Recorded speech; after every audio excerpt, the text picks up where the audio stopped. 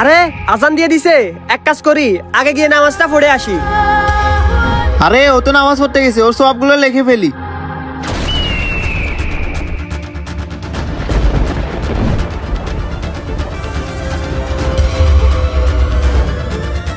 হ্যাঁ, আরে এই ইটটা রাস্তার মধ্যে পড়ে আছে, এক কাজ করি, এই ইটটা ফালাই দি। ও আর একটা ভালো কাজ করছে, ও সবটা লিখে ফেলি। পানি পানি, ছোট এই নাও পানি খাও। ও একটা ছেলেকে পানি খাওয়াইছে, ও সবটা লিখে ফেলি। ভাই আল্লাহর ঘর মসজিদের জন্য যে যা পারেন সাহায্য করেন। ভাই আল্লাহর ঘর মসজিদের জন্য যে যা পারেন সাহায্য করেন। এ দাঁড়াও, তোমরা কিসের টাকা তুলতেছো? ভাই আমরা আল্লাহর ঘর মসজিদের জন্য টাকা তুলতেছি, যা পারেন সাহায্য করেন। কিসের টাকা? এইসব বাউতাবাজি বন্ধ করো, যাও এখান থেকে।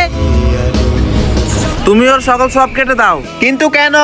কারণ ও আল্লাহর কাছে বাধা দিছে, আর আল্লাহর কাছে যে বাধা দেয় আল্লাহ তাকে পছন্দ করে না। ওর সকল নাকি এখন গুনাহে পরিণত হবে।